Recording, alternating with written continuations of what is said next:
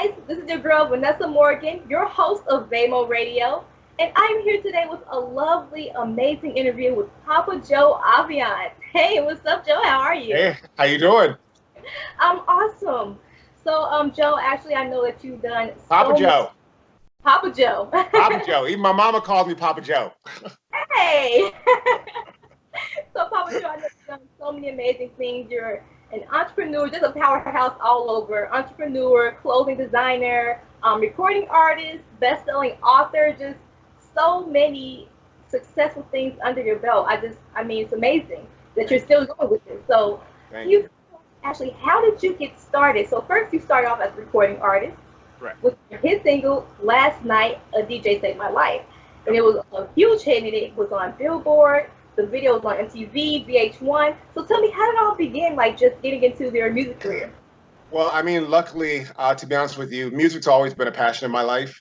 But I had the opportunity, kind of like one of those starstruck moments where a producer walked into a video store where I was working and said he liked my voice and said he wanted to record it.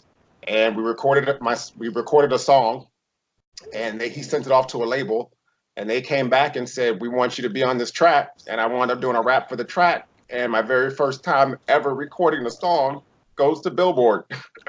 Wow. Yeah, goes on the Billboard charts and winds up being on the Billboard charts. Now, when the video came out, Mhm. that was kind of my wake up call for myself. And when I saw myself as self discovery, and I wasn't happy with myself at the time, but I had this opportunity to do music, and I didn't want to look the way that I looked if I had this opportunity to get it in music, which I was so passionate about at the time.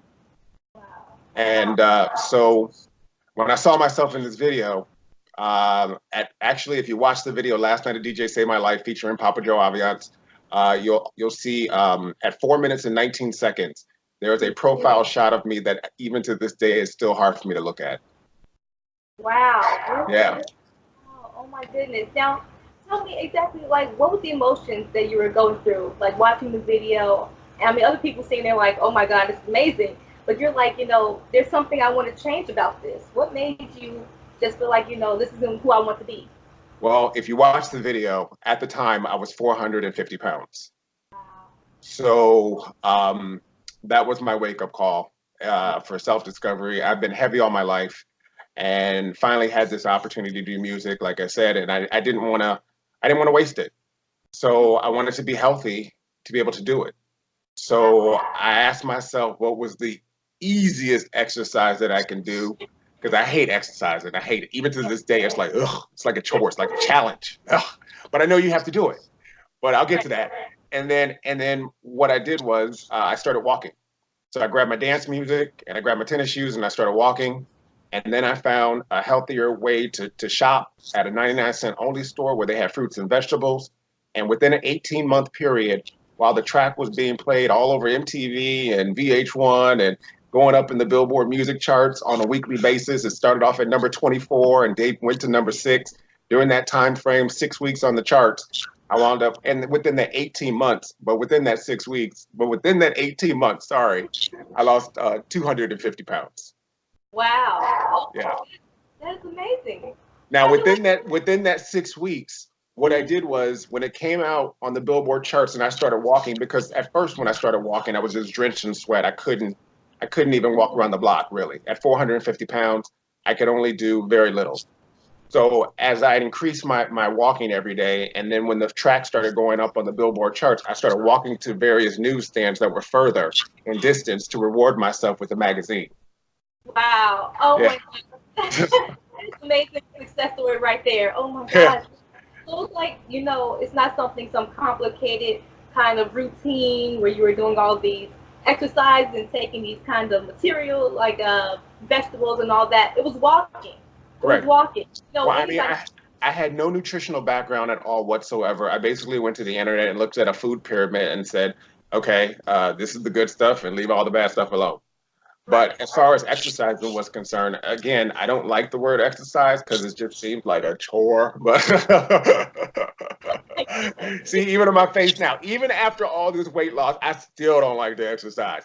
But I do when I do it and I enjoy it, and you know, it releases the endorphins and all the other stuff, and I feel happy. But but it's that initial denial, acceptance, and all the 7 signs of grief that I have to go through to put myself to just to exercise. Right? Exactly. Oh my God. So, like, what kind of encouraging words could you give someone who kind of going through the same kind of struggle that you went through? So, like, you're because overweight. of because of that, if you are overweight or if you're looking to have a healthier lifestyle, I did my second part of the journey after the song came out and I lost the weight. I started getting recognition from Rachel Ray, the doctors. I started sharing my story on those programs. But at the time, I did it for me. I didn't do it for anybody else. I wasn't really trying to share the story. And on top of that, I really didn't feel that I was the expert, so to speak, in health and wellness because I just did it in a simplistic way. So after that time frame of being on Rachel Ray and the doctors, I came out with a book called Balancing the Scales, right here. Oh, it's coming right there. Oh, I It's, love it. it's called Balancing the Scales. It's available on Amazon. And so my very first book that I wrote right here basically became an Amazon bestseller within 4 hours. Now, how was that for you? So, like, this is something that you dedicated your time to doing, trying to lose the weight, trying to become a better version of yourself. Right. And then in your book you put out, you put all your thoughts and feelings into this book Yeah. and becomes a bestseller. Like, how was that for you? It's been an amazing feeling. I mean, again, it's my very first book that I've written, and I'm a best-selling author, on Amazon, and I can't be more grateful for that. And part of the book is it's that, even though it's a weight loss story, it's not about the weight loss. It's about the life you gain. Wow. And that's what the book to me is really about. It's not about the weight you lose. It's about the life you gain. And when I say that, and I say that because when I was heavy, there were things that I couldn't do with my friends and family that I can do now because of my weight restrictions. Wow. You know what I'm saying? I love roller coasters, but at one point I had gotten so big that I couldn't even fit in the seat. Oh my gosh. Yeah. And one embarrassing moment that I will share with you from the book is that I was on a roller coaster, and I love roller coasters. So I went in the front car, tried to fit into the seat. The guy was like, "No, we need an extender." Even the extender didn't fit. Oh. Okay, that's Um, how big. That's how big I had gotten. So the gentleman says, the ride operator says, "Sir, you're too fat to ride this ride." oh no, he didn't. Mhm. Oh. So at that very moment, he said it in a low tone, but it was so low that it echoed throughout the waiting room, and everybody went silent because Wow. everybody had been buckled in and secured, and they're trying to fit me into the seat. I'm the problem. Oh my. I was the problem. I was the reason why the ride wasn't continuing on as fast as it was going because they were trying to fit my big ass into the seat. Oh my So God. yeah. So after that experience, everybody laughed and everything. I literally got off the ride and went down to the concession stand, grabbed a foot long hot dog, large cheese fries, and a Diet Coke. So, it was kind of embarrassing, but I lived through that moment and but now it's changed. Yeah. Now I can do things that I couldn't do before and so it's just been kind of embarrassing to not embarrassing but it's been life changing. I literally was 2 cheeseburgers away from a heart attack. Oh, And that's I don't joke about it, but literally I was killing myself with food slowly at 475 pounds. And luckily I escaped diabetes, high blood pressure, high cholesterol, heart disease, or stroke. I didn't have any of that, but I know personally a couple more cheeseburgers, I would have been in that position. right, But right. luckily that wake up call of music came back into my life and just like boop, the song is Last Night a DJ Saved My Life, but I say music saved my life. Oh, that's beautiful. And you know what? I want to really congratulate you for actually being someone who can actually step out of that comfort zone and be able to change your own life. Thank So you. if I can ask you just another question of my own.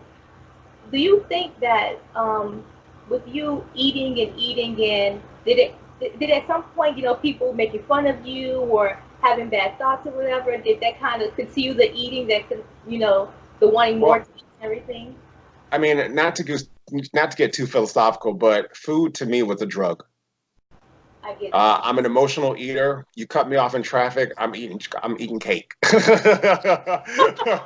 You know, I'm like, "Ugh," you know, I was back then I was allowing the stresses of the world to affect me, and food was my comfort food, my comfort zone.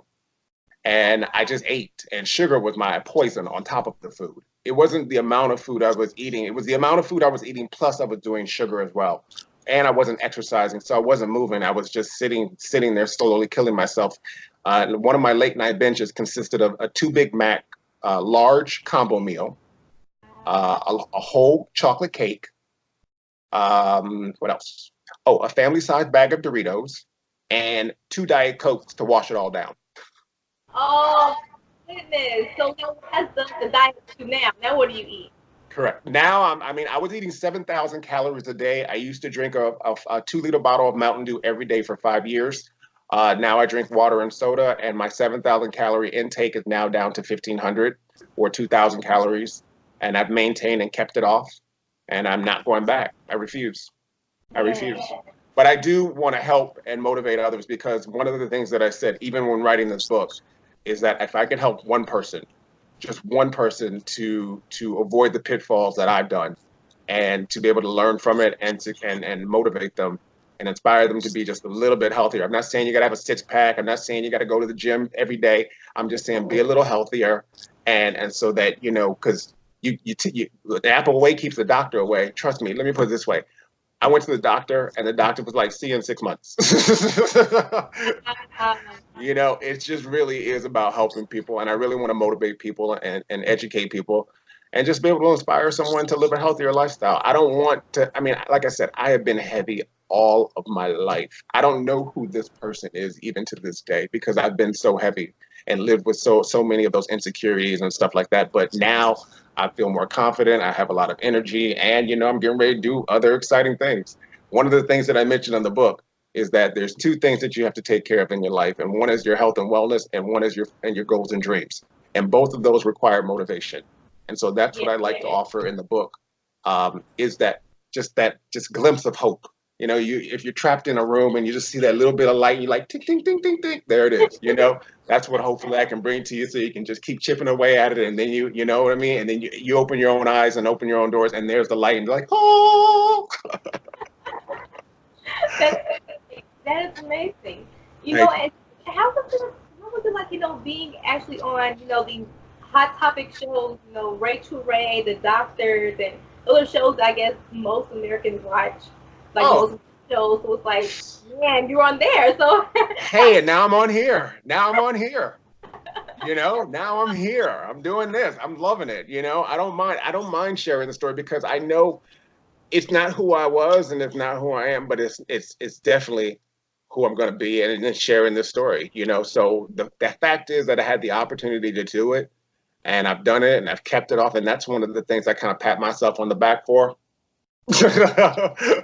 Is the fact no, it's the fact that I've kept it off. You know, mhm. so many people go on these shows and they lose all this weight, and then they turn around and they gain it all back. I haven't gained back a pound. Oh, I haven't gained congratulations. back 1 pound. Actually, I lost 2 pounds. Wow. You know, so I mean, I'm maintaining, and now I know how to eat in moderation. You know, it's no longer a habit for me; it's a lifestyle. Nice. You Nice. know, and I again, I'm not. There's no signs of diabetes, no sign of heart disease, cholesterol, high blood pressure, just anything that will put me in the hospital to make me have to go. You know, because illness is expensive more than wellness. Yeah. Yeah, You it know, is. illness is more expensive than being well. So you think wellness is expensive? Mm-mm. Illness is much more. Especially here. So You know? But I mean, but aside from that, but you know, I'm moving on to bigger and better things now. So, now you're working on this yep, Dun, dun, dun. Electric Negro. Electric Negro. Oh my Yes. goodness. So, Electric Negro, you guys, is a black superhero that PapaJoe Aviance has created himself. So PapaJoe, tell us about this. This is something that you created. So what made you want to get into create a superhero? Well, you know what? Through my transformation, again, all of these have been little bits of pieces of my journey that have just kind of gone like this, through life. And through the transformation, I was calling myself a nickname, calling myself the Electric Negro. And as, just kind of reminding myself, see, you even got the shirt on right now. There it is right there. Hey. Man, it's so cool. Oh my God, this is Yeah. scary. So, and one of the things as part of my transformation, I created the nickname Electric Negro as a joke. But I wanted it to inspire myself to kind of live like my inner superhero, so to speak. Nice.